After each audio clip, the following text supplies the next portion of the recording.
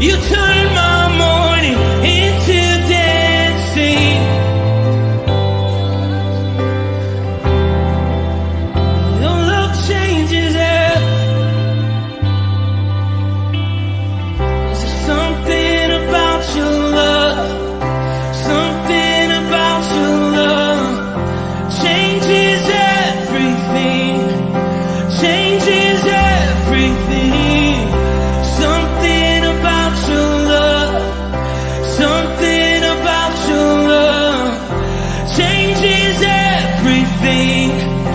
Changes everything. Something about your love. Something about your love changes everything. Changes everything. Something about your love. Something about your love changes everything. Changes everything. Something about your love. Something about your love changes everything. Changes everything. Something about your love. Something about your love changes everything. You turn my morning into dancing. You turn my morning into dancing.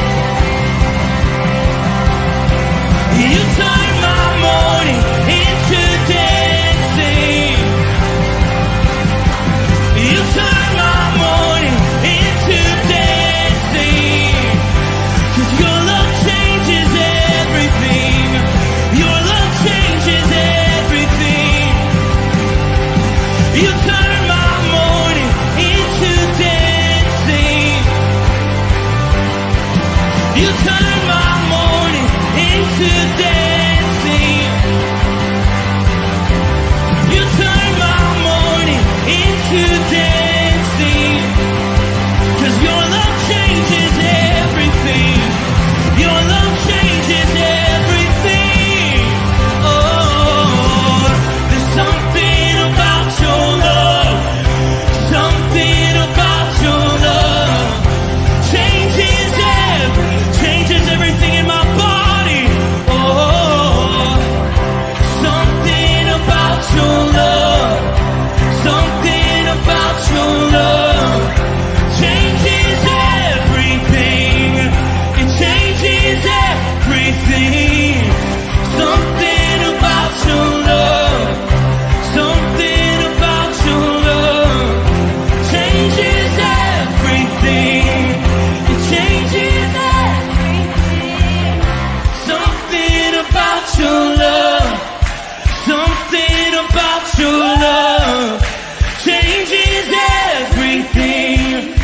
Changes everything.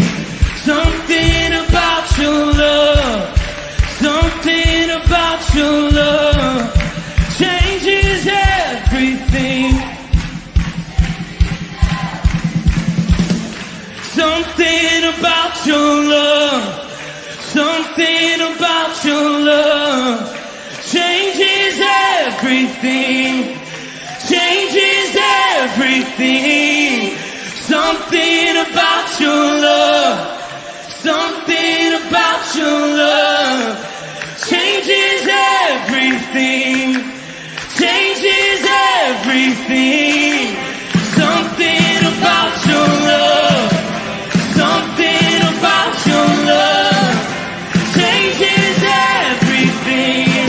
You turn my morning into dancing. You turn my morning into dancing.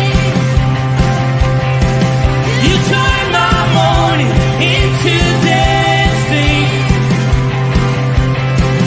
You turn my morning into dancing. You turn my morning into dancing. Something about your love. Something about your love changes everything. Good morning, Rooted Men. 2 days in a row, I'm up early. How about that? It is a pleasure to be with you guys today. I don't know how many of you know, but on Facebook this month, I've been doing. I started a devotion on the 1st of December, and it basically was the book of Luke, 24 chapters. Ironically, it will be finished on Christmas Eve, and every day I'm commenting on what I took from that chapter. Each day I'm reading one chapter of Luke. The thought and the premise is that by the end of it, I will have learned about Jesus' life, and on Christmas Day, I'll understand better why I celebrate and why I'm a Christian. I invite you to join in. I mean, I put a post up every day saying what's going on and what I took from it, but I also welcome you to come in and comment on what you took from it if you read along with me. Anyway, it's just out there, and it's an open invitation. Sometimes people post up on Facebook, and people think that they should read it and not comment. Actually, what I'm looking for is the opposite of that. I'm hoping that you ever sit in a men's study and you hear other people talk about what they just read, and how it's different than yours, and how you take something different. And I noticed it yesterday when we were in prayer that somebody said something and it grabbed me. Actually, it was Aaron, and he made a comment, but it grabbed me, and I thought about that for a good long time afterwards. God's word is so complex and so deep that and it's alive, and that's the cool part about it, because we can take it and read it, and it means something to each guy. It touches a different part of our lives, which is awesome and probably intentional. God's way smarter than us. That's the key, I guess. So anyway, let me see who's here with us this morning before I get started. Well, I kind of started already, but I meant Brian Fleming. You were the first one here today. Good morning. And Chuck B, good morning. And Ken Gooch, well, good morning, fellow brothers in arms. Chris Connolly, good morning. Eric, it's good to see you, Eric. And Pastor Tom's here. And Chris Connolly couldn't let it go, could you, Chris? Couldn't let it go. All right. That's who I have. Today's verses are from Genesis 12, talking about Abraham. I think Tom talked about it a little bit. Well, Tom definitely talked about it a little bit. Yes, that's how I found out about it. Let's look at these scriptures. Let me pull them up.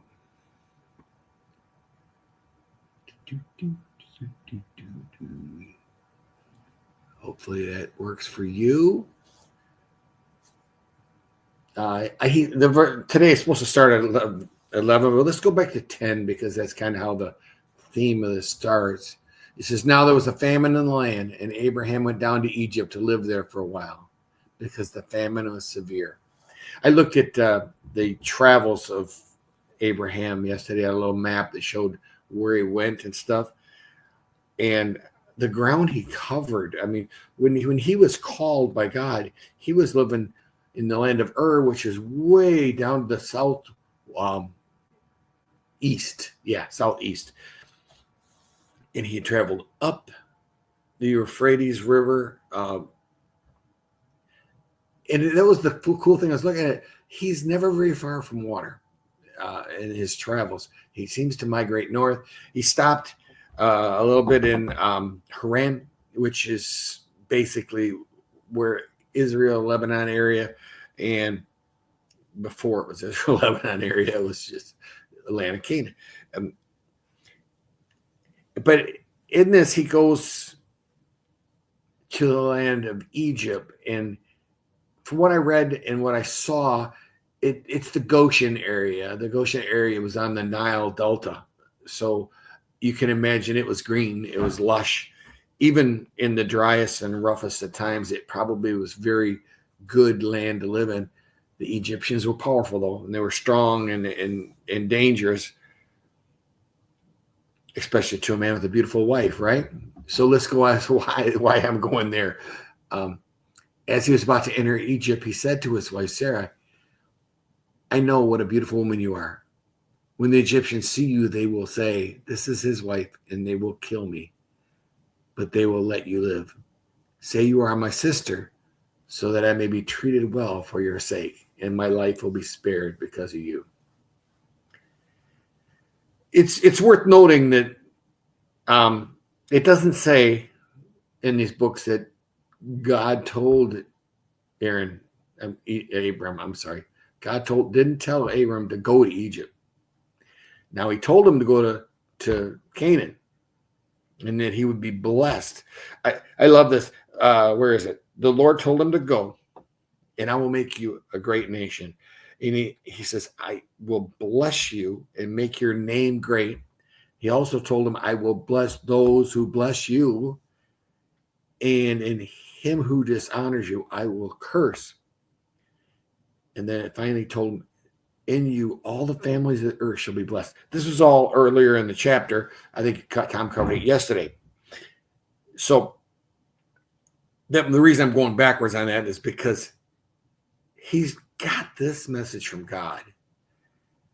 And yet he decides that he needs to take steps to protect himself. Far be it, not to protect his wife, for sure. So he packs up his family. He goes to Egypt. They have this plan in place, right? Where if the Egyptians question him, she's just his sister. Let's see where he goes from there. When Abram came to Egypt, the Egyptians saw that Sarai was very beautiful. When the Pharaoh's officials saw her, they praised her to Pharaoh, and she was taken into his palace. He treated Abram well for her sake, and Abram acquired sheep and cattle and male and female donkeys, male and female servants and camels. But the Lord inflicted serious diseases on Pharaoh and his household because of Abram's wife Sarai. So Pharaoh summoned Abraham. What have you done to me? He said. Why didn't you tell me she was your wife? Why did you say she is my sister, so that I took her to be my wife? Now then, here is your wife. Take her and go. Then Pharaoh gave orders by Abram to his men, and they sent him on his way with his wife and everything he had. All right, so let me get out of this. All right, so there's a story here. I mean, it's wow. I mean, this is that kind of stuff you read in romance novels or old Roman stuff. He decides to move his family. He thinks that claiming Sarah is his sister will save his life. Did his plan work? The one thing it doesn't say is how they found out that he was his wife. It leaves that part out. It doesn't say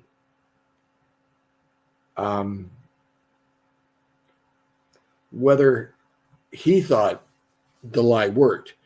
I think we'll find out in later chapters. He'll try it again. So maybe that was the thought he had. Granted, he caused a curse to come on the Egyptians. Diseases, plagues. To me, it doesn't read like Abraham's a good guy. I mean, it doesn't read like this is a man that we want to base our faith on. Or is he an example that maybe our faith needs, that he's human, that he's He messes up. He makes impulsive decisions.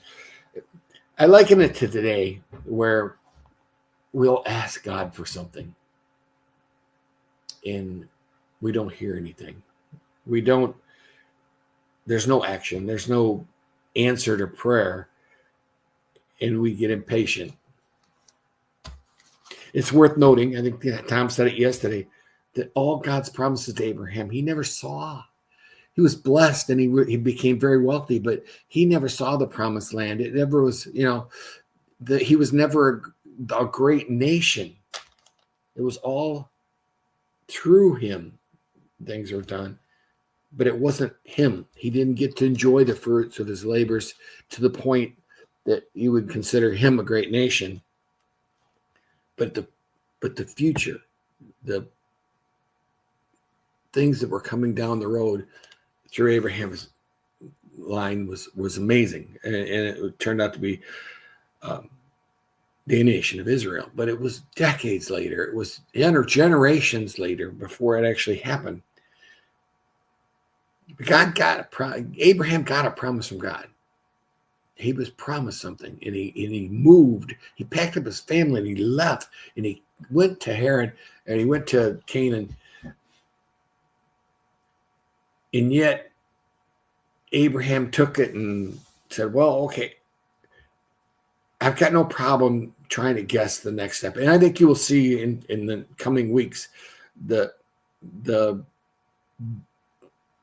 fact that this is something that Abraham is good at. He's good at deciding what God really means. And, and don't we all? I think, to me, the chapter so far in the Abraham story is one that God doesn't give up on us. Abraham's going to screw up, and he's going to mess up, just like David screwed up, just like Solomon screwed up. God didn't give up on him. Didn't turn his back. And I think as much as we think our sins are worse, or how many of us have at times said, he must have gave up on me, right? Something happened. I'm sure maybe Abraham thought that at times when he was waiting to have a son, and it kept not happening and kept not happening and kept not happening. We all, it's a human condition, maybe, as people will say.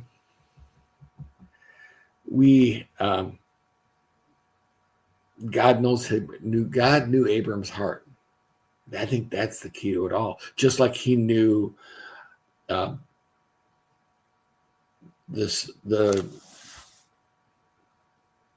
Cain's heart, Abel's heart, just like he knew David's heart, just like he knows your heart, my heart. We're not fooling him. He knows what we're doing, what's going on in here. That's the thing. And in here, we can all act all pretty and perfect in church. Every one of us is like a stained rag. We're just hoping that the wash cleans us up a little bit, and we can. Nobody will see what's going on inside. I am looking forward to this trip or adventure going on with Abraham, because I think if any one of the people in the Bible demonstrates the human part of us that struggles with faith, Abraham might be the guy. He might be the perfect example. Blessed by God, protected by God. Yeah, and he wanted to kind of do it his way. I hope this is a blessing to you. It's what I got.